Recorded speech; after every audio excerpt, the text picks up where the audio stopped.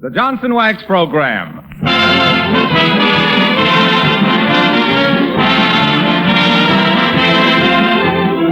The makers of Johnson's Wax and Johnson's Self-Polishing Glow Coat present Fibber McGee and Company, with Jim Jordan as Fibber, Donald Novis as himself, the Four Notes as a quartet, Zazu Pitts as our special guest, and Billy Mills Orchestra as they open the show with Life Begins When You're in Love.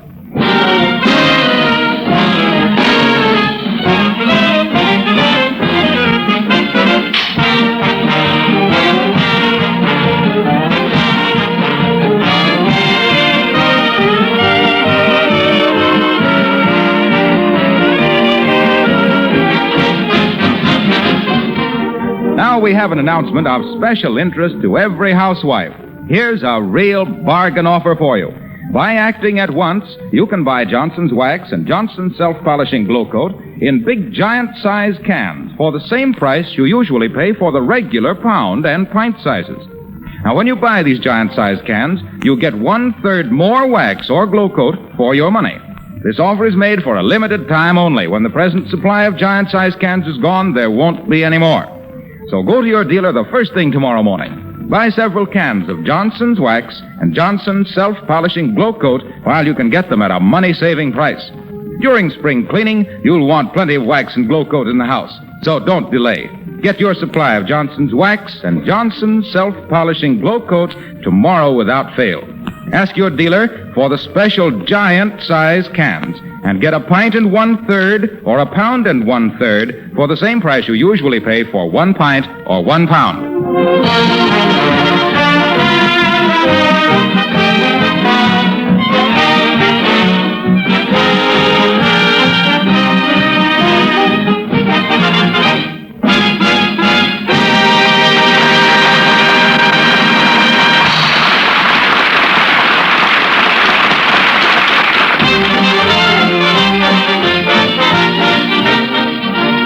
The vernal equinox is here, and the air is full of clean-up, paint-up, dress-up, Easter parade enthusiasm. So, in the spirit of general refurbishing, our hero is getting his spring haircut. And here, waiting his turn in the Wistful Vista tonsorial parlors, we find Fibber Goldilocks McGee.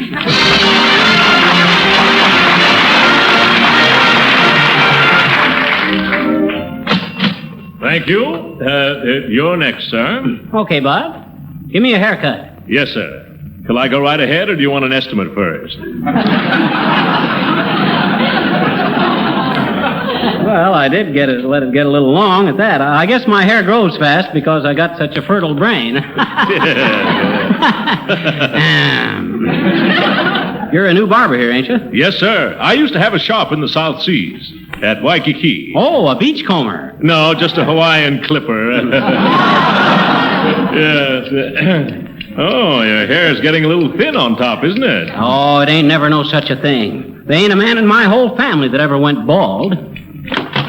Linen service. Anything today, Frank? Oh, yes. 2 dozen towels, 6 aprons, 10 bars of soap, and another carton of bear's grease dressing. Yeah, how you fixed for conversation? No, I guess not today. I still got 18 minutes of the European situation, 7 minutes of who'll win the pennant, and 4 minutes of will Roosevelt run for a 3rd term.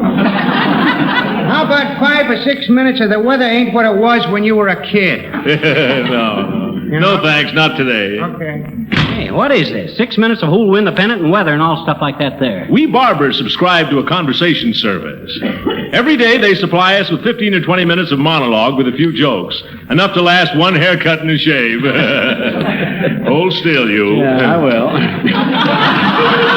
Take plenty off the top, Bud. What do you mean, plenty off the top? I'm just a barber, not a magician. You had plenty off the top when you came in here. Well, you mean you really think I'm losing my hair? Why, shucks, I ain't a... Hello there, Frank. How long do I have to wait for a shampoo? I got a heavy day tonight and I want to smell good. Oh, hello there, Johnny. What you doing, getting a fitting for a toupee? No, I ain't. I'm getting a little tired of being told I'm getting bald. Hey! I says, no, I ain't getting measured for a toupee. I don't need one. And even if I did, this is no climate for a convertible top.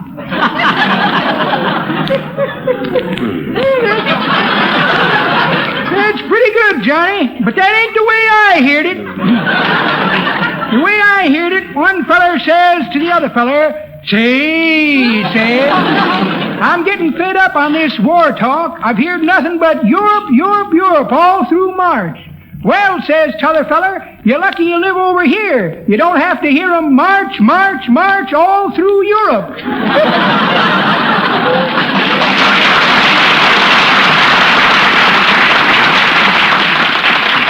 I want a manicure too, Frank. And if you hear bells ringing tonight, it ain't the curfew. That's me kicking the gong around.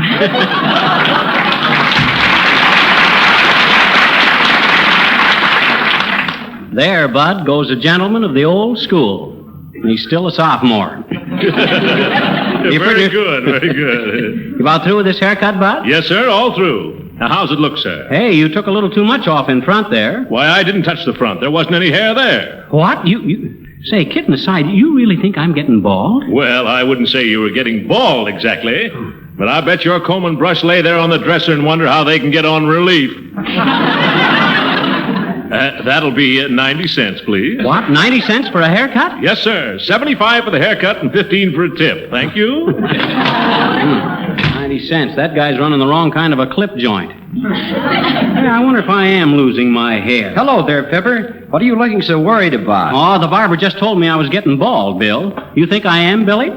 Well, frankly, I do, Fibber. I was telling Don Novus yesterday that your face looked a lot lower than it used to. Oh, yeah? Oh, how about you?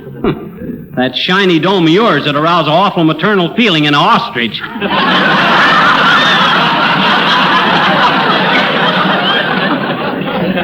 You really think my hair's getting thin, eh, Billy? Gee, I hope I don't get as bald as you. Oh, it doesn't bother me, Fibber. It's a sign of mental activity. There's no grass on a racetrack, you know. Oh, yeah.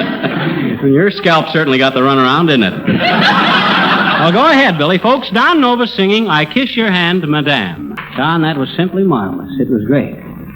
You must get tired of hearing me say that week after week. Must I? Well, no, you don't have to. By the way, Don, take a look at my hair. All right. You see anything to give you a shock? I certainly do. Uh-huh. You got a haircut. No. You think I'm beginning to lose my hair? Well, I was just talking to Billy about that, and I said that people with wavy hair weren't so apt to get bald. And what did he say? He said your hair was waving all right, waving goodbye. Well, see you later, Baldy. Baldy. If I can't get a little decent respect around here, I don't... Oh. Hey, buddy. Buddy, are you Fibber McGee? You betcha, Bud. Where'd you get all the horses? I just drove them in from Washington, D.C. Your congressman sent them to you. Hey, wait a minute. There's some mistake. Why's my congressman sending me a herd of horses? He said you wrote him a letter and asked him to send you a bunch of steeds. I didn't say steeds. I said seeds. Oh, I'm sorry.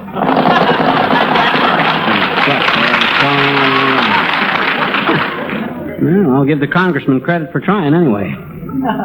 Well, I guess I better go look up some scalp specialist. Oh, hi, Mrs. Uppington. Oh, my, how do you do, Mr. McGee? Oh, delightful spring weather, isn't it really? Oh, yes, yes.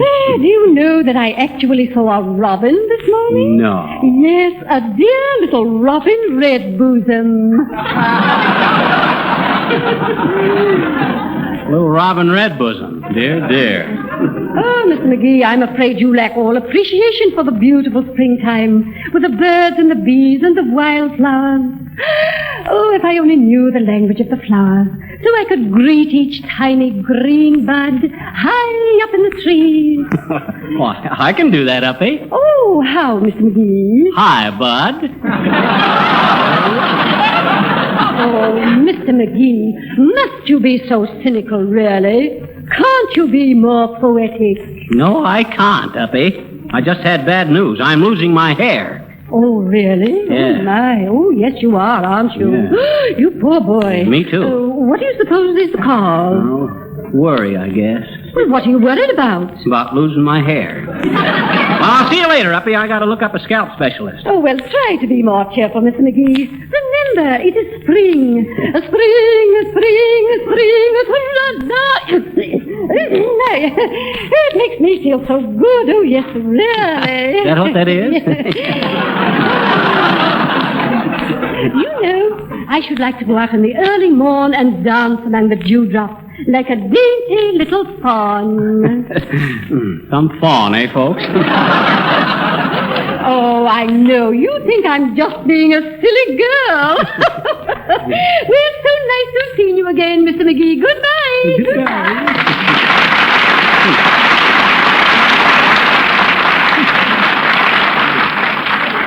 She cares about me going bald. Springtime. Blah. Say, Doc. Huh? Excuse me, but did I hear you say yous was getting bald? Yes, you did, Bud. Why? You a scalp specialist? No, I'm a tattoo artist. Now, how about me tattooing a little sentiment on your bald spot? Kind of an epitaph, kind of. You mean hair today and gone tomorrow? Something like that there? Yeah. But how about I tried 100 tonics, but I couldn't save my hair. Now my head is just like heaven, because there's no parting there.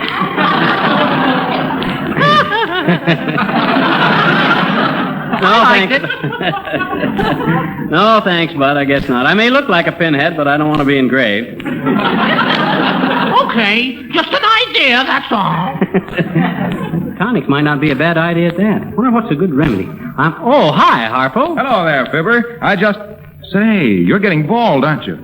You think I am? Oh, I sure do. When I walked up behind you just now, I could see you were frowning before you even turned around.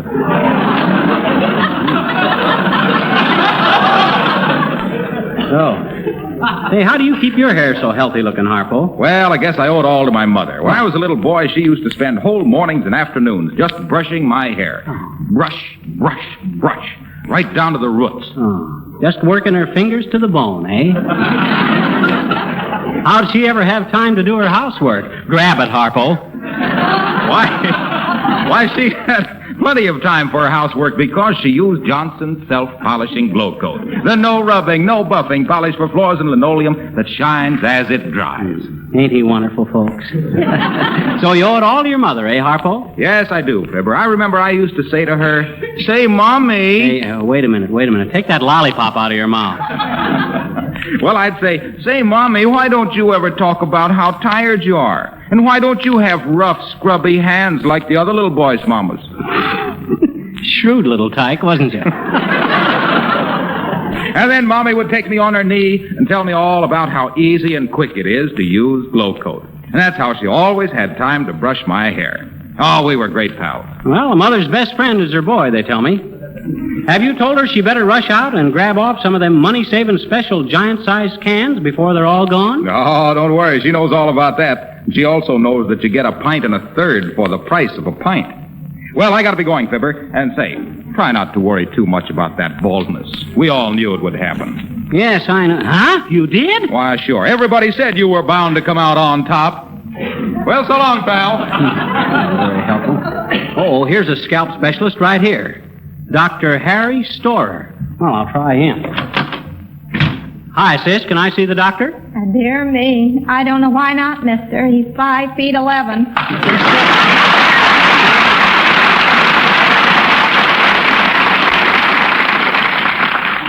Yes, it's her again, folks. Miss Zazu Pitt. Well, tell the doc I'd like to see him, will you, sis?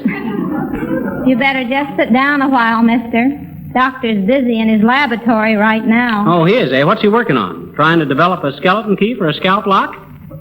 No, he's experimenting on wiring a toupee for sound. He wants to see if a cowlick can move. My, you're getting pretty bald, aren't you, mister? Yeah, I'm afraid so, sis. I hope the doc can do something about it. You a registered nurse? Well, I'm a nurse. But dear me, even though there's dozens of men in here every day, I don't seem to have registered yet. Oh, don't worry, sis. As the Bureau of Identification says to the burglar, someday your prince will come. Wow. You like nursing? No, yes, I certainly do. I always said if I went into nursing, I'd want to reach the highest place in my profession. And here I am, assistant to a scalp doctor. But how come you choose this particular branch of the profession? Oh, you know how it is with a young girl. We just get such romantic ideas. You expect to find romance in here? Well, it narrows the field, mister. Very few women get bald. Oh, yes. I can't say that. But I suspect you won't find no dream man, sis, unless you're looking for one that's thick in the middle and thin on top. Oh, we don't have to be built to specifications, mister. I'll just take one out of stock. Well, just the same, the guys you're liable to meet in this office will no doubt be middle-aged, fat, and gray-haired. Yes, I know. But any man who gets to middle age and is still fat is probably pretty prosperous. And if he has gray hair, it was probably caused by worries. And there's only two things men worry about, women and money. And if he has any money and still wants to worry about a woman, well, I guess I know my duty, mister. Well, you seem to have the situation well. Hello, doctor. Here's Mr. McGee to see you. Oh, yes, that's fine. Did you take his history, nurse? No, but I gave him quite a bit of mine. By the way, nurse, I'm a little puzzled about that Frangle case. Can't quite diagnose it. He says he wakes up in the morning with dimples all over his scalp. Oh, I can diagnose that, Doc. Tell him to quit using the outdoor sleeping porch during the woodpecker season.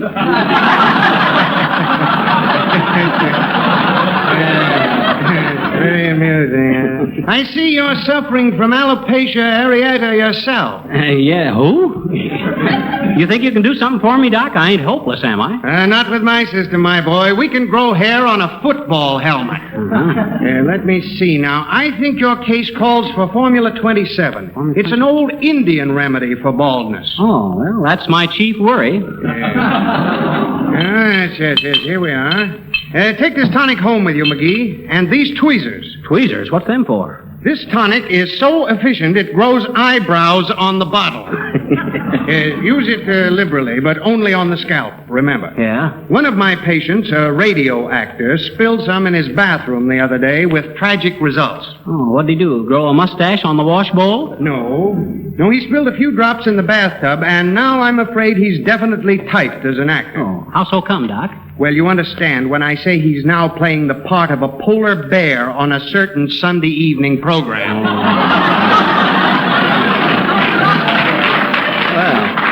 Well, much obliged, Doc. I'll run right home and apply some of this stuff. The sooner the better. Good day. Good day, Doc. And goodbye to you, sis. I'll see you again when I come back to report on the treatment. Well, I'll be here, mister, sitting here and dreaming my dream about living in a beautiful penthouse with a man I love. Well, and who is the man you love, sis? Any man who has a beautiful penthouse. Goodbye, mister.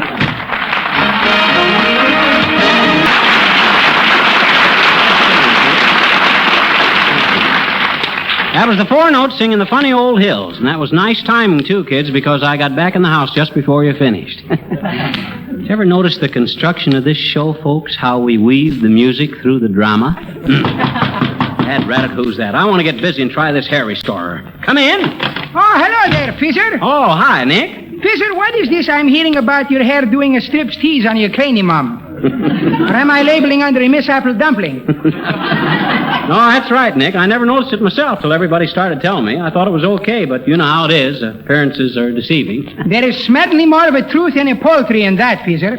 It is like little stories I'm reading last night. Uh-oh. Well, tell me some other time, Nick. I'm kind of anxious to try this hair tonic. Well, sir, it was being one of the funniest little nanny goats. Anecdotes. I stand connected. One of the cutest little stories I'm ever reading, which the name of it is being called Ferdinand the Cow. That was the bull. Who cares? I liked it anyway. Well, sir, this little Ferdinand was a pretty little Spanish boy cow, and there was nothing he would not rather do than something else and sit down and sniffle at a bunch of flowers, such as chrysanthemums, tiger lulus, garbunias, and nasty sarsaparilla. Yes, I know, Dick. He didn't run and play like the other little bulls. It worried his mother, too, didn't it? Sure. Little bits. But if he wanted to sit and make his nose gay with a flower, it was perfectly bouquet with her, I'm thinking. Well, sir, One summer's day, there is coming to the farm a bunch of squidgies who are being talent scouts for a bullfight. You grab me? I'm familiar with the story, Nick, so don't... And just as they are signing up a couple of the bulls for the World Series bullfights, little Ferdinand is trying to smell the flowers and is sitting down on a bumblebuzz, which is stinging him right on the conclusion of his story. You mean right on the end of his tail? Have it my way, Fizzer. Anyway, he is so painful with his sting that he is acting like a very ferocious animal, and they are picking him out to fight at duels with a famous cuspidor. Toreador. There's toreadors, matadors, and picadors. Sure. Pick a door and walk, don't run to the nearest exits. I know that. Well, Sir Fizzer, what is happening on the days of the fights will make your hair stand on its hind feet. They're bringing Ferdinand out, and he is standing there swishing his tail. Swish, swish. I know. Then he refused to fight. He just sat down and smelled the flowers that the women threw into the bull ring. Sure, and everybody is being very disgusted about the whole thing. The toreadors is tearing his hair, the matadors is wondering what is the matter, and the picadors is picking Ferdinand up and throwing him out on his rump roast.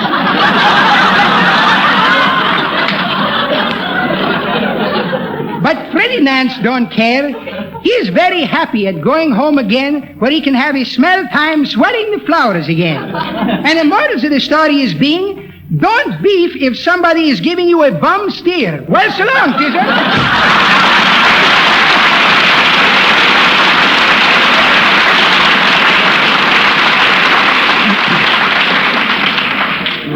Thank goodness now I can go to work on this hair tonic. It certainly smells terrible. Maybe the theory is to smoke them hidden hairs out into the open. Well, here she goes. Wow, that's strong. Gee, I can feel it working all right. One more dose now. Now then. Now for a look in the mirror. Oh, well, well, can you imagine? Why, that dirty. Well, what happened to it? Where'd it go? Give me that telephone. Hello, operator. Oh, is that you, Mert? I haven't got time to kid around today, Mert. Give me Doc Storer. Yeah. Fine doctor. He ought to be. Oh, hello, Dr. Storer? Yes? Dr. Harry Storer? Yes. What is it, please? Well, this is Fibber McGee, remember? Oh, yes. Say, what kind of tonic was that you sold me anyway? Why, what happened? Why, I look like I've been scalped. Well, I told you it was an old Indian remedy. Oh, sure.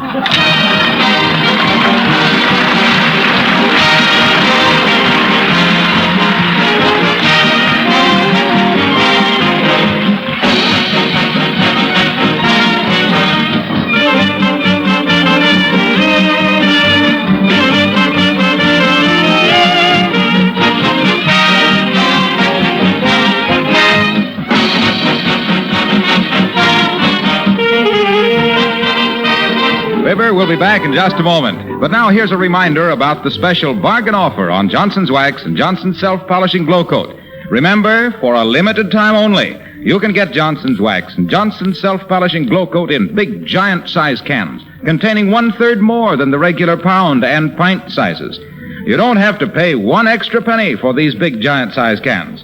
Thousands of women have already gone to their dealers to take advantage of this special sale.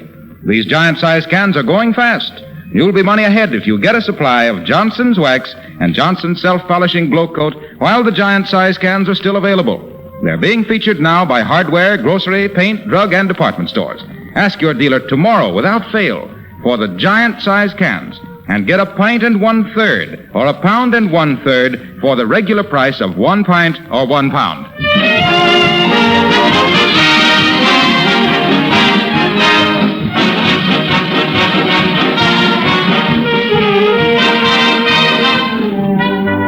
Well, folks, it was nice to have Zazu Pitts with us again. But as for that scalp, Doctor... Hello, Fizzer. Can I have my present now? Your present? What present? You know, that little bottle that is saying on it, to Nick. To Nick? Oh, that wasn't to Nick. That was tonic. Oh, for scream's sake, excuse me all to pieces. Okay. Good night, folks.